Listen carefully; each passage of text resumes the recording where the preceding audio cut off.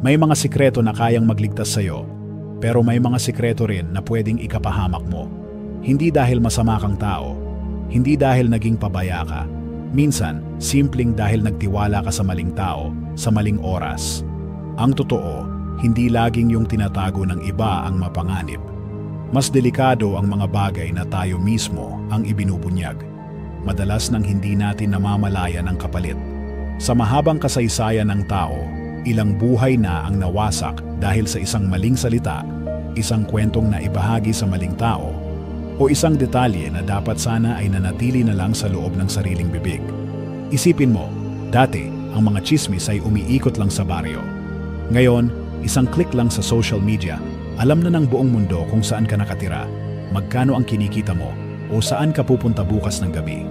Online man or offline, hindi na tayo ligtas sa mata ng lahat. At ang mas nakakatakot, kadalasan, hindi natin nakikita na unti-unti na pala tayong nagiging target. Bakit? Dahil sa maliliit na detalye na akala natin ay walang halaga. Isang picture ng bagong susi sa bahay, isang post tungkol sa biyahe, isang simpleng sagot sa About Me quiz. Akala mo masaya lang, harmless, pero sa maling tao, iyon na mismo ang susi para makapasok sila sa buhay mo. Kaya sa video na ito, babasagin natin ang maling paniniwala na mas ligtas tayo kapag mas bukas tayo. Ibabahagi ko ang 5 sikreto na hindi mo dapat isinasa publiko kung mahalaga sa iyo ang kaligtasan, kalayaan, at mismong buhay mo. At tandaan, hindi ito yung mga halatang delikado na alam na ng lahat. Hindi ito yung tipong password mo o ATM PIN number mo. Ang pag-uusapan natin ay yung mga bagay na dumudulas sa radar.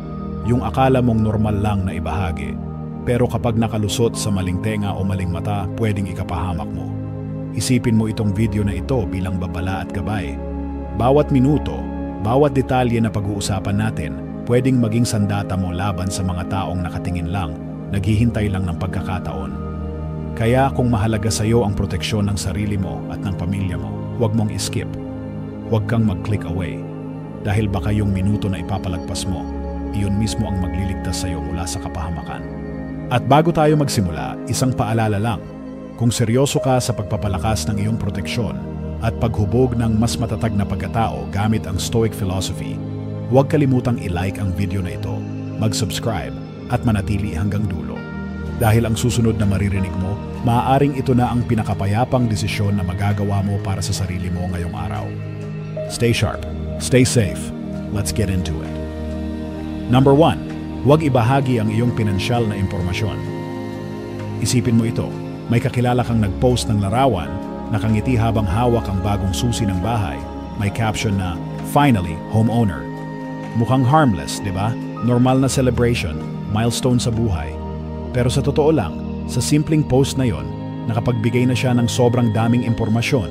Saan siya nakatira, anong estado ng kanyang finances, at kung gaano kahalaga ang mga gamit na nasa loob ng bahay.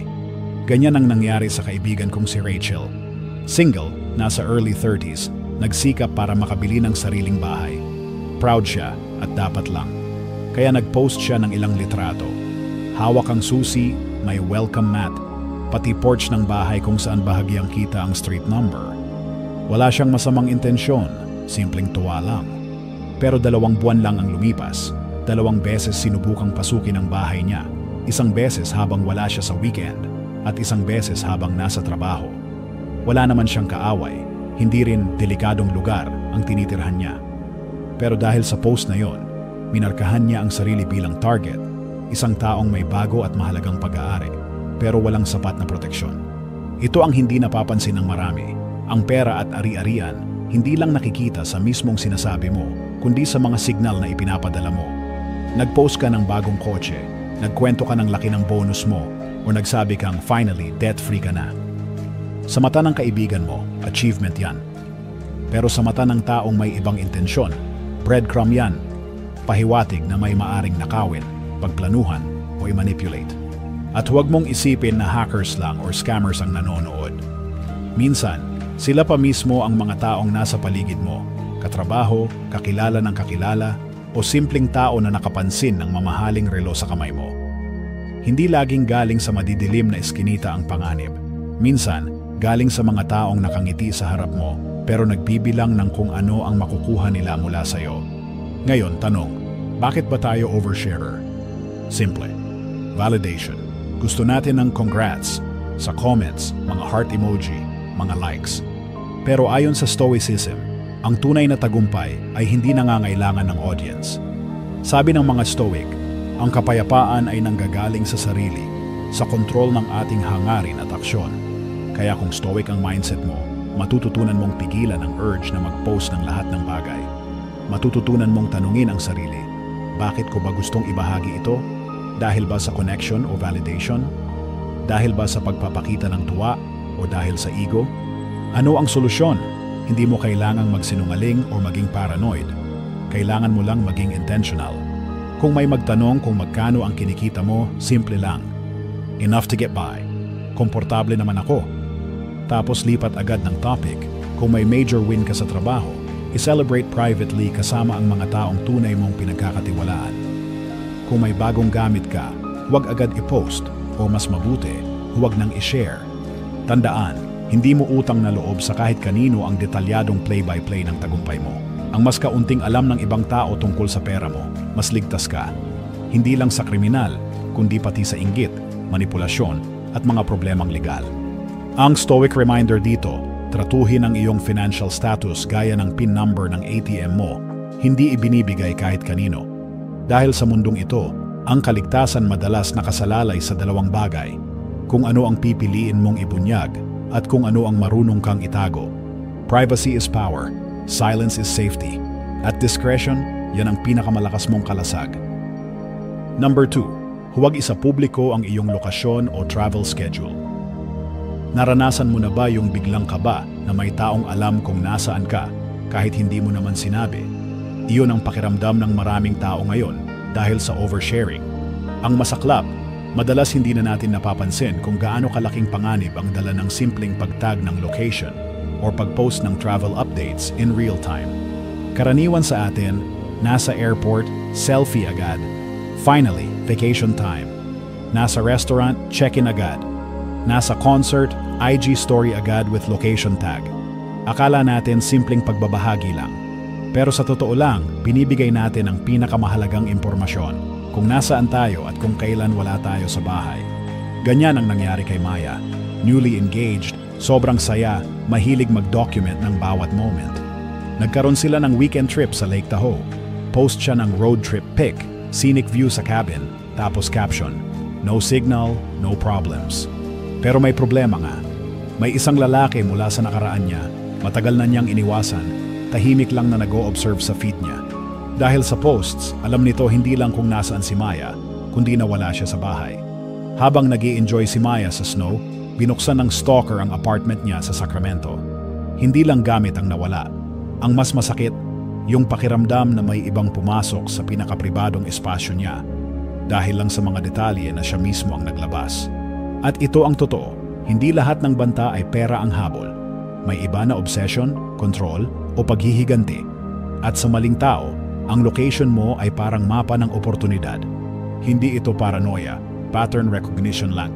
78% ng modern burglars ginagamit ang social media para pumili ng target. Hindi nila kailangang manghula kung nasa bahay ka o wala. Ikaw mismo ang nagsasabi. Minsan pa nga, mas delikado ang routine. Kung palagi kang nagpo-post ng morning run mo alas 6 ng umaga, alam na ng kahit sino kung nasaan ka at anong oras ka wala sa bahay. Kung lagi kang nasa yoga tuwing Miyerkules night, predictable ka. Ang predictability equals vulnerability. Psychology-wise, bakit ba natin gustong mag-post ng location agad? Validation. Gusto natin makita ng iba na we're living a full life. Gusto natin mapansin. Pero ayon sa Stoicism, dapat mas pinapahalagahan natin ang control kaysa validation. Sabi nila, huwag mong ibigay sa iba ang hawak mo sa sarili. Ang kapayapaan ay nasa kontrol mo. Ang ibig sabihin, pwede mong i-enjoy ang moments nang hindi kailangang ipakita agad. Pwede kang maging masaya nang hindi nakikita ng mundo. Ano ang solusyon? Simple pero matibay. Huwag mag-post ng location in real time. I-share ang trip photos pagkatapos mo nang umuwi. Huwag gawing predictable ang routines mo online. At pinaka-importante, huwag isipin na ang pag-iingat ay kahinaan. Hindi. ito ay wisdom. Kasi tandaan, ang mga pinakadelikadong tao, hindi kailangang pumasok sa bahay mo ng pilit. Sapat na ikaw mismo ang magbukas ng pinto. At kapag public ang lokasyon mo, para mo na ring iniwanang bukas ang pintuan. Privacy ngayon ang pinakamodernong fortress. At ang pinakamalakas na pader ay hindi gawa sa bato o bakal, kundi sa katahimikan at intensyon. Be quiet. Be careful. Be stoic. Number 3. Huwag pag-usapan ang iyong security systems. May kasabihan, ang pader may tenga. At sa panahon ngayon, yung tenga na yon ay pagmamayari ng mga taong wala namang karapatang makialam sa buhay mo. Madalas hindi natin napapansin kung gaano kahalagang impormasyon ang ibinubunyag natin tungkol sa ating seguridad, lalo na sa bahay. Halimbawa, may kakilala kang nagpakabit ng bagong CCTV, motion sensors at smart locks. Dahil proud siya, nag-post agad, selfie sa harap ng keypad, caption, "Finally, safe at last." Mukhang responsible move, pero ang hindi niya alam, ipinakita na niya sa publiko kung anong klase ng system ang gamit niya. Sa maling mata, para itong challenge. Ito lang pala ang security niya. Madali lang yan lampasan. Baliktarin naman natin. May iba, nagbibiro sa mga kaibigan o kapitbahay. Wala akong alarm, wala rin akong aso, wala namang mananakaw.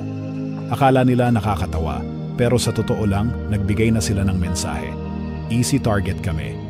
Tandaan, ang mga kriminal, parang tubig, laging dumadaan sa pinakamadaling butas. Ganyan ang nangyari kay Greg, isang kakilala ko mula sa kolehiyo. Techie guy, kaya bumili ng high-end safe para sa cash at mga alaala ng pamilya, kabilang na ang mamahaling relo ng lolo niya. Excited siya, kaya ikinuwento niya sa isang Facebook group tungkol sa renovations.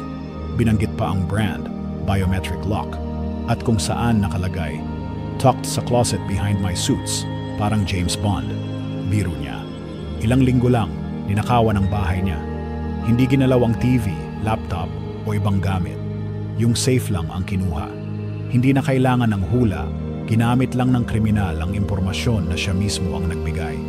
Ito ang problema, hindi lahat ng magnanakaw ay impulsive. Marami sa kanila strategic, tahimik silang nagmamasid, nagtitiyaga at naghihintay ng butas. At ang mga butas na yon, madalas tayo mismo ang nagbubukas sa kwento, sa posts, sa casual sharing. Psychologically, ginagawa natin ito dahil gusto natin ng acknowledgement. Gusto nating marinig, "Ayos, ang galing mo." Pero ayon kay Epictetus, isang Stoic philosopher, be silent for the most part, or if you speak, say only what is necessary and in few words. Hindi lang ito tungkol sa pakikipag-usap. Ito'y tungkol sa control, ang pagpili kung ano ang karapat-dapat ibahagi, at ano ang dapat manatiling tahimik. Ang tunay na fortress hindi malakas dahil nakikita ng lahat ang depensa nito. Malakas ito dahil walang makakaalam kung paano ito pasukin. Kaya kung pag-uusapan ng seguridad, manatiling vague. Covered naman ako, sapat na iyon. Kung may valuables ka, huwag ilarawan sa nakatago. Kung magkwento ka tungkol sa renovations, huwag gawing tour guide ang plano ng bahay mo. Ang simpleng prinsipyo, ang mga bagay na gusto mong protektahan, huwag mong gawing public information. Ang tahanan mo ay hindi dapat maging stage para sa social media. Ito'y dapat maging fortress, tahimik, protektado, at sagrado. Kaya bantayan mo ang bibig mo gaya ng pagbabantay mo sa pintuan ng bahay mo. Dahil minsan, isang salita lang ang sapat para buksan ang pinto sa maling tao. Number 4. Huwag ibahagi ang personal or family weaknesses. Kapag pinag-uusapan ang kaligtasan, madalas iniisip ng tao, alarm, kandado, CCTV o self-defense tools. Tama naman, lahat ng yan mahalaga, pero may mas mapanganib na uri ng kahinaan, hindi pisikal kundi psychological. At nagsisimula ito sa oversharing ng mga personal na kahinaan. Hindi mo agad makikita ang banta, hindi ito darating na may dalang baril o patalim. Dumarating ito sa anyo ng, "Kamusta ka na?" o "Naku, kawawa ka naman." Sa isang tingin, parang pakikiramay. Pero sa maling tao, ang bawat detalye ng iyong kahinaan ay nagiging blueprint kung paano ka tatamaan. Tulad ni Jordan, isang lalaking nasa 50 taong gulang na nagdaan sa chemotherapy. Proud siya sa kanyang laban, kaya ibinahagi niya ito sa community group para magbigay inspirasyon. Maraming pumalakpak, maraming humanga. Pero may iilang mata na hindi inspirasyon ang nakita, Nakakita sila ng oportunidad. Alam nilang mag-isa si Jordan, laging pagod at madalas groggy sa gamot. Isang gabi pinasok ang bahay niya. Wala siyang naramdaman, hindi siya nakalaban. Sapagkat alam ng salarin, wala siyang kakayahang lumaban. Masakit isipin pero totoo. Kapag ibinunyag mo ang kahinaan mo, hindi lahat ng makakarinig ay gustong tulungan ka. May ilan na gagamitin iyon laban sa'yo. At hindi lang sarili mo ang nalalagay sa alanganin. Minsan, pati pamilya mo. Isang simpleng post tungkol sa matatandang magulang na mag-isa sa bahay. Isang kwento tungkol sa anak na laging naglalakad pa uwi galing eskwela. Isang biro tungkol sa kapatid na may kapansanan. Sa mabuting tao, empathy ang reaksyon. Pero sa masamang tao, mapa ng kahinaan ang ibig sabihin. Bakit ba tayo nag-o-overshare?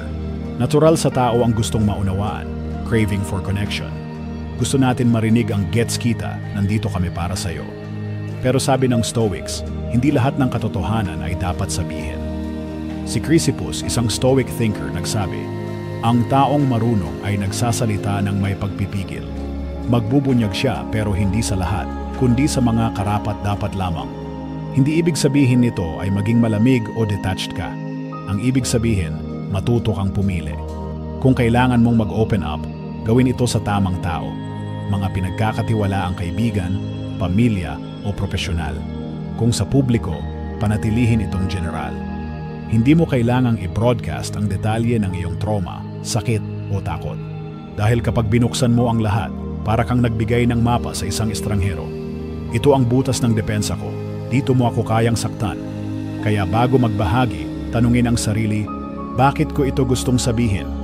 Para ba sa healing o validation lang? Para ba sa koneksyon o gusto ko lang mapansin? Kung validation lang, mag-ingat.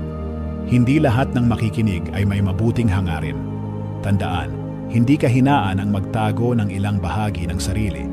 Karunungan ito, dahil minsan, ang pinakamalakas mong sandata ay hindi ang lakas ng katawan, kundi ang tahimik mong kakayahang magtago ng iyong mga kahinaan.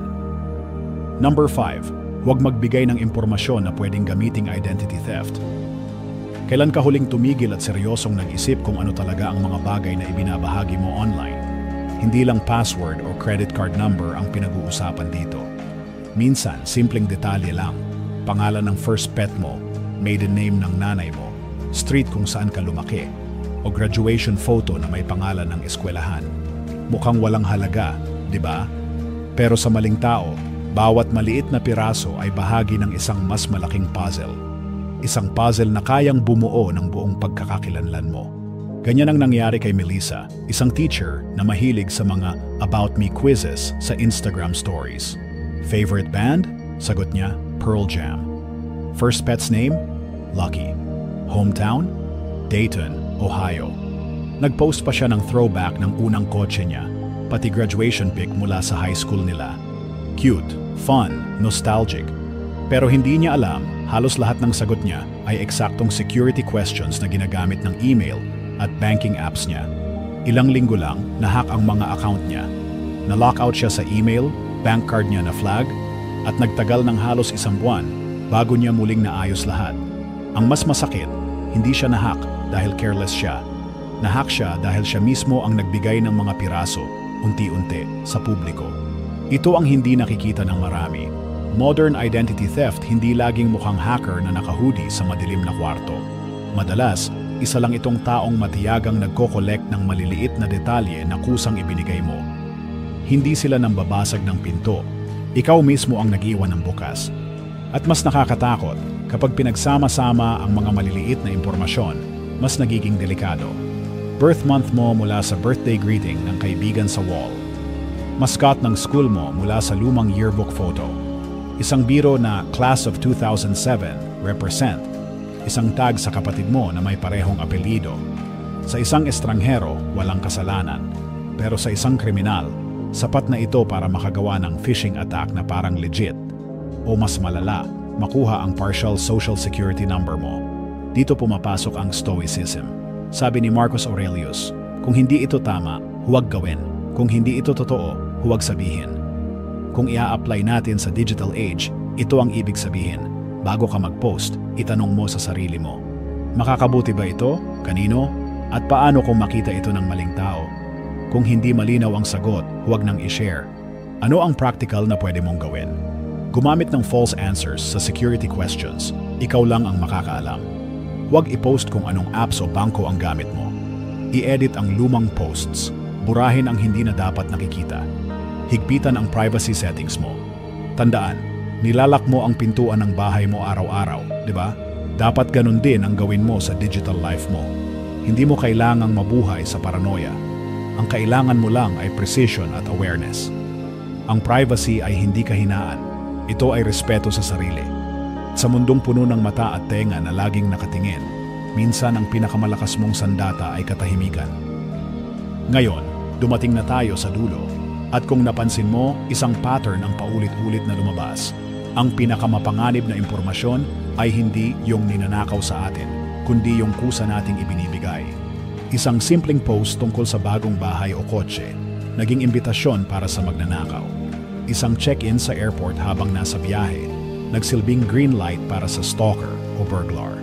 Isang biro tungkol sa kawalan ng security system, nagmarka sa iyo bilang easy target. Isang bukas na pagbabahagi ng kahinaan, nagbigay ng blueprint kung paano ka sisirain. Isang cute na quiz tungkol sa childhood memories, nagbukas ng pintuan sa identity theft. Hindi ko sinasabi na dapat kang mabuhay sa takot. Hindi iyon ang stoic way. Sinasabi ko na dapat kang mabuhay ng may awareness at disiplina. Dahil gaya ng itinuro ng mga stoic philosophers, hindi mo kontrolado ang lahat, pero kontrolado mo kung ano ang pipiliin mong ipakita at itago.